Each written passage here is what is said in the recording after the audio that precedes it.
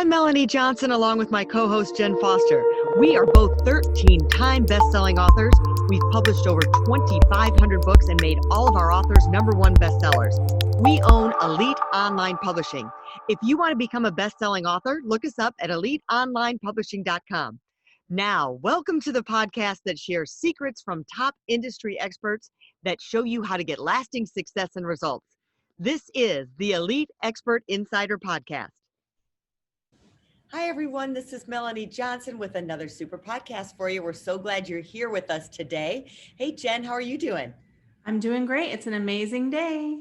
Fall weather. It's really nice. All right. I want to tell you, if you have a business and you would like your closing ratio to increase exponentially, then you need to stay tuned and listen here, because I know I want our closing ratio to go up. I want our friends' businesses' closing ratio to go up.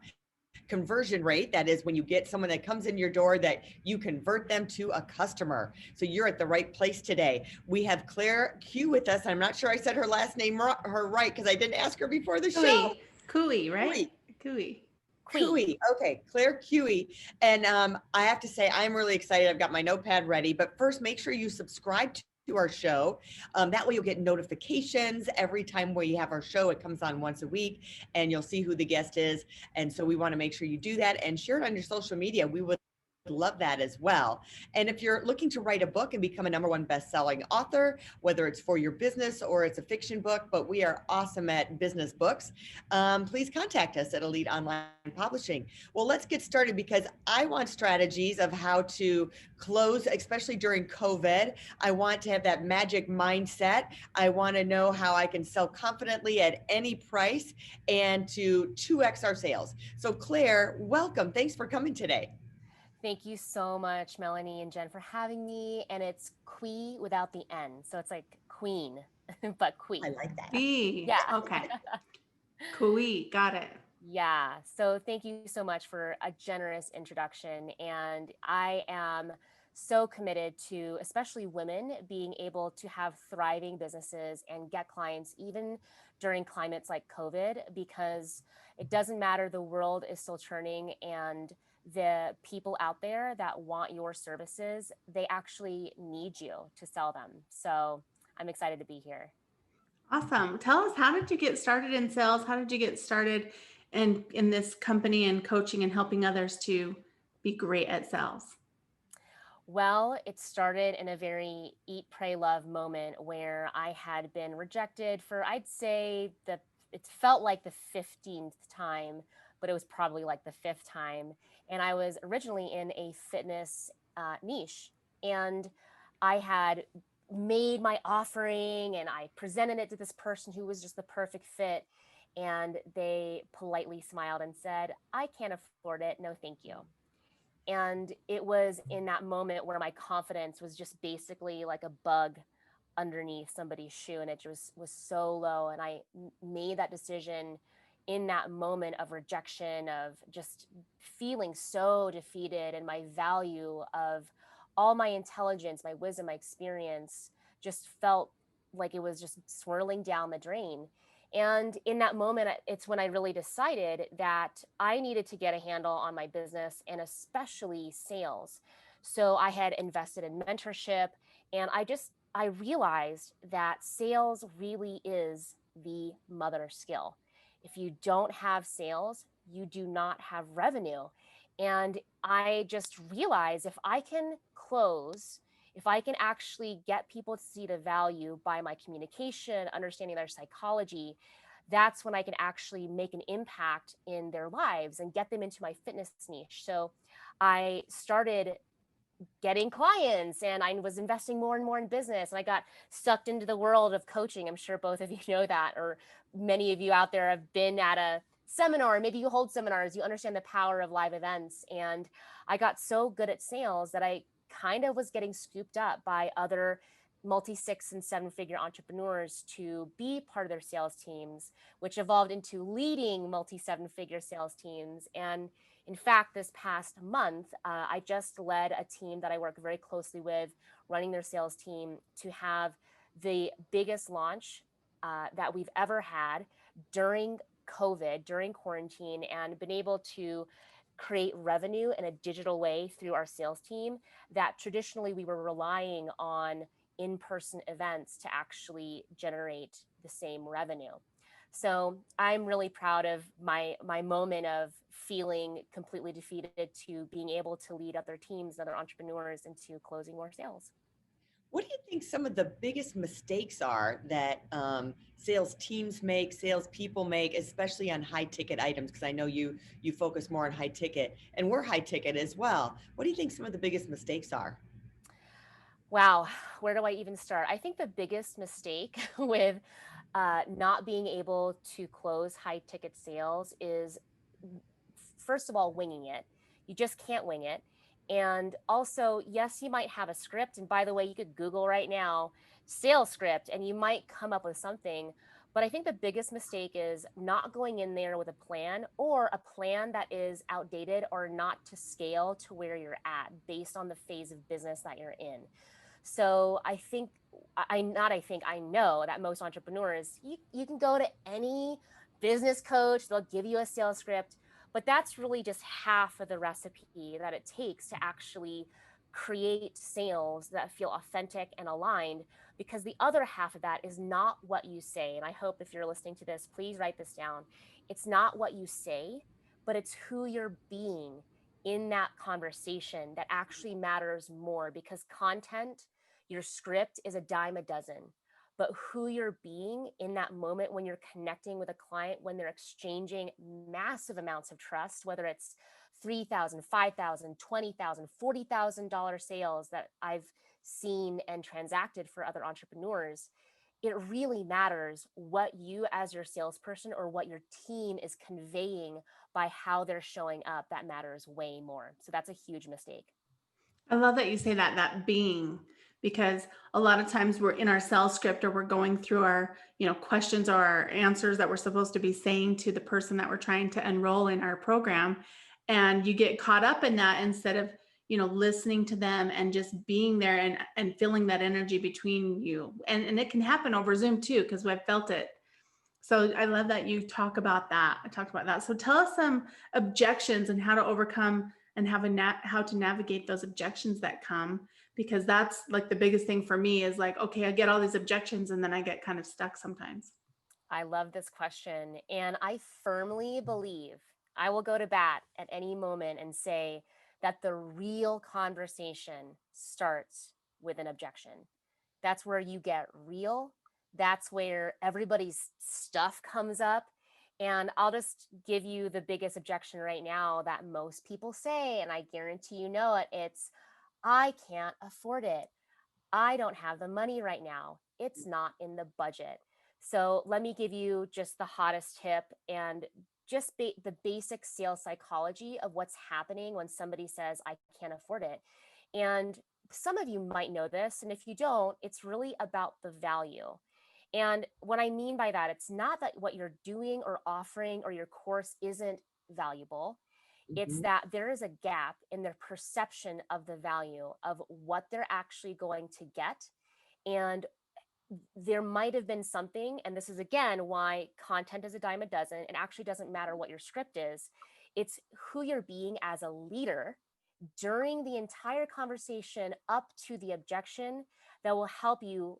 First of all, when I train my team or clients, most of the time they can even get to the objection part of the conversation and not even really get them. So really the objection is a lack of seeing value, and not because there's not inherent value, but because it hasn't been shown based on the conversation leading up to the objection. So I like to see sales as a bit of a domino effect, where you might think something's happening over here at objections because they're saying, I can't afford it. And for the podcast, I'm doing quotation fingers.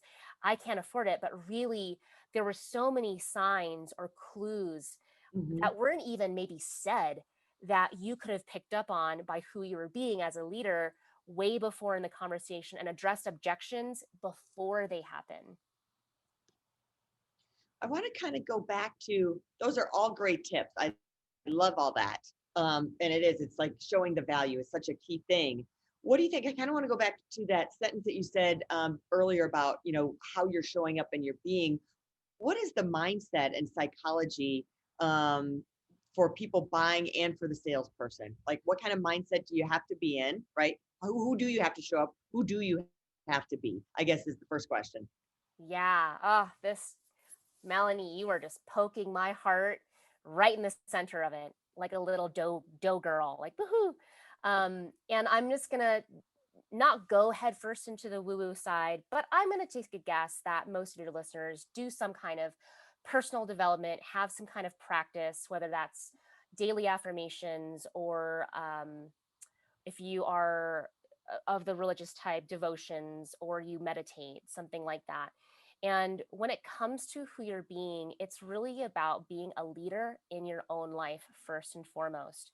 And a gap that I see in most women, and it's just inherently in the struggle of being a woman. Let's face it. And I'll also just speak from another layer of being a woman of color, where there is something to be said about our value, where we could go open a magazine, turn on the TV, and these polished images are kind of forced into our psyche. Mhm.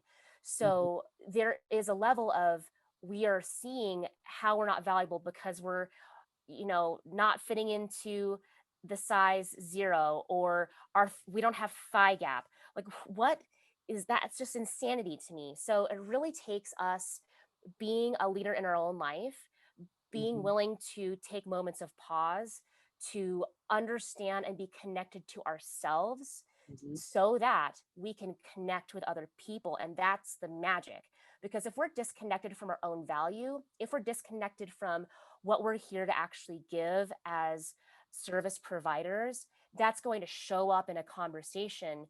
And I'll just go on a limb and say, I really believe that a sales conversation, and it really doesn't matter what ticket level it is, but let's just say even high ticket, the sales conversation itself is a spiritual act. I don't know how, I'm just going to go out there and say it, because there's massive amounts of trust. There's massive amount of transformation. When you're making a $10,000 purchase or you're investing in a mentor, you are investing huge amounts of trust to have transformation. So when it comes to seeing that value and who we have to be as an entrepreneur, we have to be a leader within ourselves to be a leader for other people. I'll Mhm. get off my soapbox. I love it. That was powerful. Thank Yeah, you. I think that's really important. I mean, being a leader in your life and in your business is very important, and to have that confidence and self confidence, and to prepare for your sales meeting or your enrolling meeting by doing those, meditations or devotions or whatever you do, or the I am statements or whatever the affirmations are. I think that's really important. So awesome. Yeah, These are some really great tips. I'm loving all this. great. Yeah, tell us, you said like there's three strategies to closing a sale, especially during COVID, and you have this proven roadmap. All right, so give us the magic. We're ready for the magic from you. We want to hear it. Give it to all of us so we can all improve.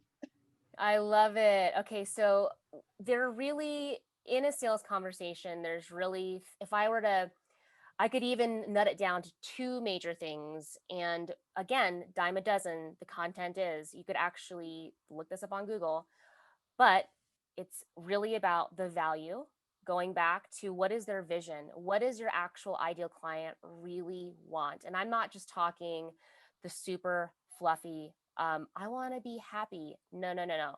It's so much deeper. And as a service based entrepreneur, you really have to understand your client. And yes, market research matters, understanding your niche matters. But I will say that in a sales conversation, you can get real and understand a client to a level that is awakening something inside them that, oh, I didn't actually realize that that was my vision. Mhm. So that's one piece of it. The other piece is really truly understanding their challenge. Again, you probably already know that, but what I mean by that, the specific around that is what what is their perception of what is missing or what's in the way? What strategy, what actual how to do they not have a handle on just yet? So those are the two major things that you need to have. The third one, and this is more specific to COVID or any kind of crisis, is understanding, this is the psychology of both you as the seller and the buyer, is we are in crisis all the time, honey. We're in crisis all the time. If you have kids, they wake up, it's crisis time because they don't have milk.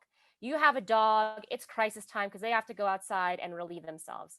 In fact, transparency, when I came on this podcast, I had a crisis where I couldn't get my microphone to work. I chose the wrong lipstick color. It's just this mini crisis that creates in our own psyche drama. And let's just relate that back to COVID. Yes, COVID is a real crisis. It's happening right now. We're in quarantine, right? Regardless of your beliefs around any of this, we are sheltering in place.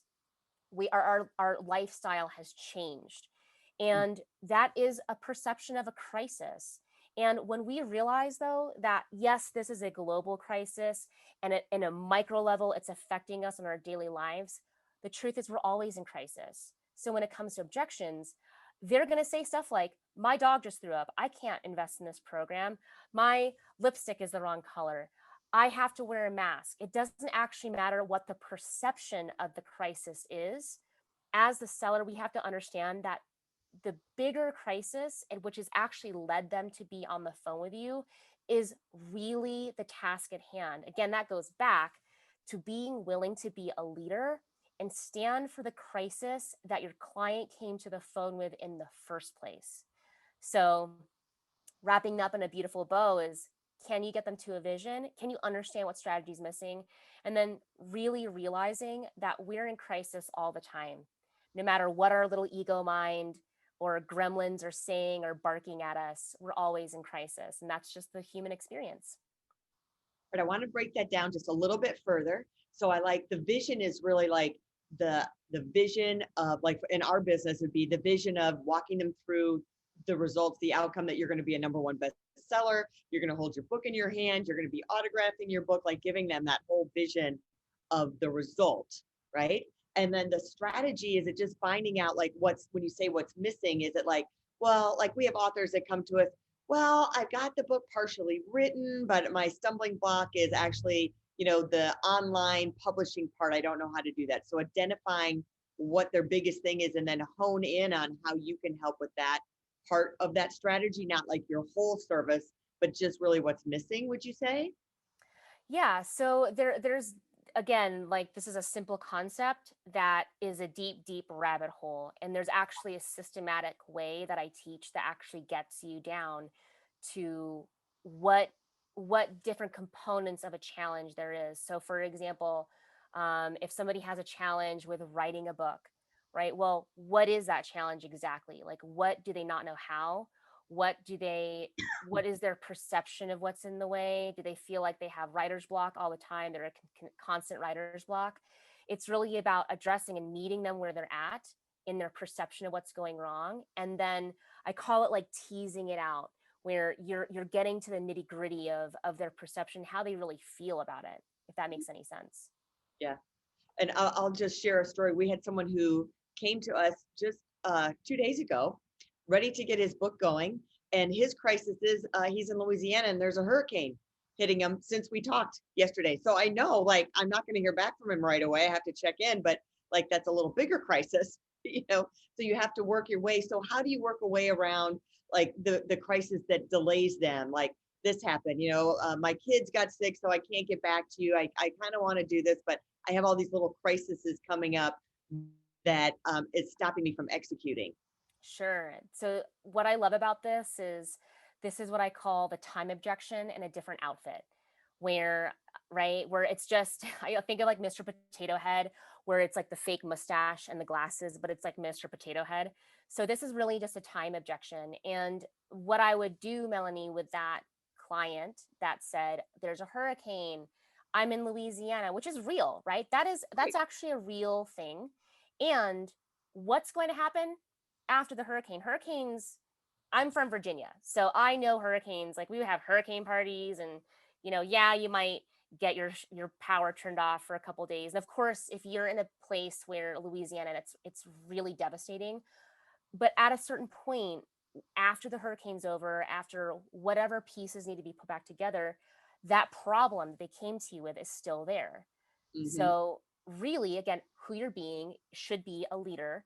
And it's just getting real with them about, okay, after the hurricane, after the lipstick, after the dog throws up, then what?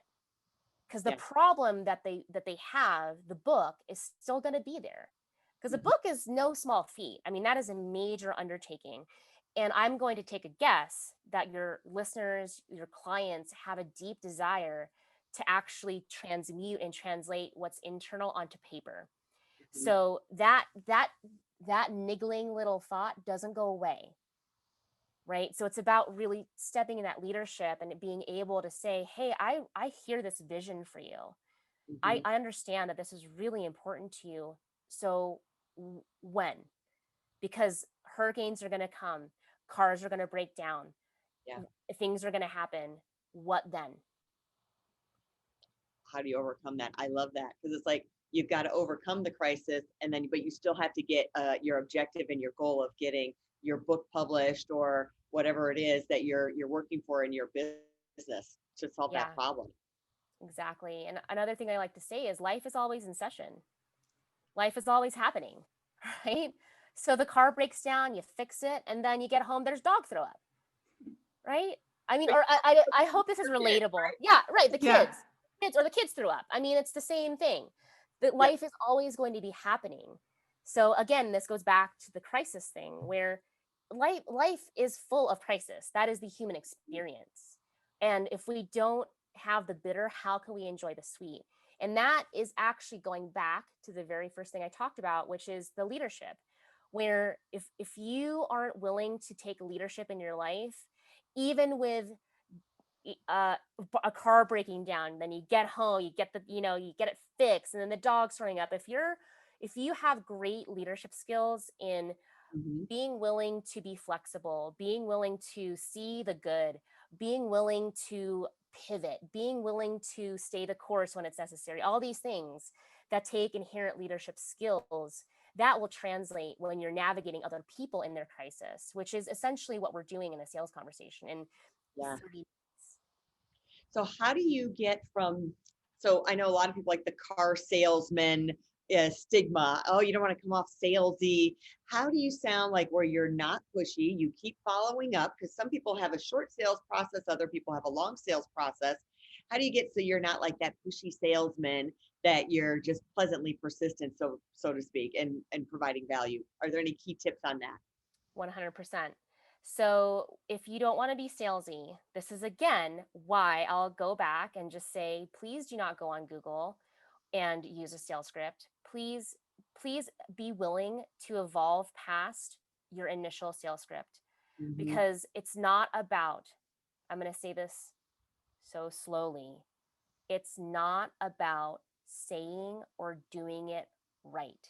It's not about that. And I don't know about you, as a woman, there is a bit of this perfectionist thing where I have to say, the script says turn right, I turn right in a sharp turn, and it says do a pirouette, and I do the pirouette. And then I get to the end of the conversation and they're saying, oh yeah, yeah, uh-huh. Let me just think about it. Or, yeah, I would really love this, but it's just not in the budget right now. Because it's not, again, it's not about saying or doing it right. Mm-hmm. And it's really about who you're being and being willing to take that leadership in that conversation. So when it comes to understanding that there is an inherent thing about being a woman in this day and age, about getting it right, when we try to get it right, it is over our head. It's way over our head. And that's where that salesy, icky feeling comes from, because then it becomes about you saying and doing it right versus what really matters, which is being willing to connect, to understand, to deeply care, and to be a leader for a client that actually really needs it.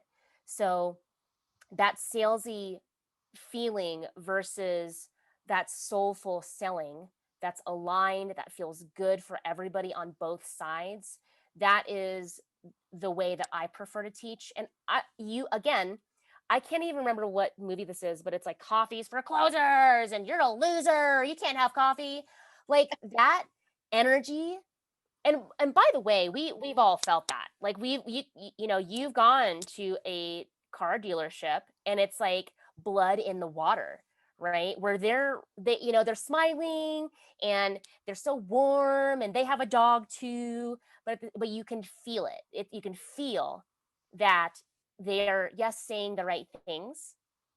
They're saying it, they're putting the pressure on, but you feel it. So that again is the big difference between saying a script right, taking the pirouette and doing it perfect versus really being a loving leader with a client in that conversation, which is scary, which can feel all their stuff is coming up.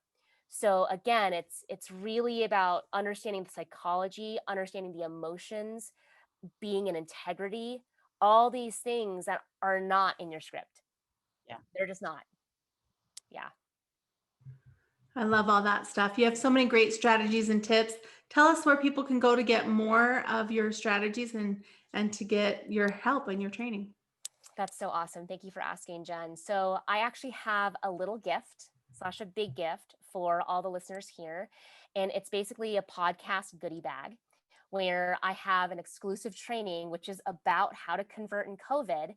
And you can go to closesalesconsistently.com and look in the top right corner and grab that podcast goodie bag, which will get you the how to convert during COVID. It's about an hour and a half, 2-hour training that I did for another digital marketing team and clients that are all online coaches that are really in a place where they need to get clients and be empowered as an entrepreneur online to be in their own economy, which is super important right now.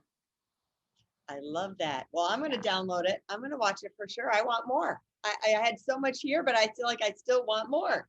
So if you want more, make sure you go to Claire's website, Close Sales Consistently, and click on that podcast goodie bag and listen to her video and opt in for whatever else she's got there, her newsletter. So, and start to follow her on social media. You'll get tons of great information. So remember to subscribe to our podcast so you can continue to get wonderful content, grow every day, learn about new innovation. Again, if you're looking to publish a book about your business, contact us at eliteonlinepublishing.com and share this podcast with everyone you know. So we'll see you next time right here. Thanks for joining us. Bye. Thank you. Hey, are you looking to increase your revenue, build credibility, and elevate your brand? This podcast is brought to you by Elite Online Publishing, an innovative publishing and full spectrum marketing company. They will publish and market your book to make it a #1 bestseller. Becoming an author is the best way to market your business. So contact them at eliteonlinepublishing.com today. All of their authors become #1 bestsellers.